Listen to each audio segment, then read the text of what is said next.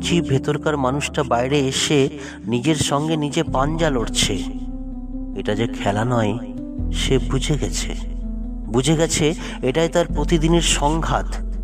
ধূসর ধুলোয় ঘোরসাওয়ার দিশেহারা মানুষটা শুধু ছুটছে আর ছুটছে, অথচ ভেতরের মানুষটার একটা পিপাসা ছিল।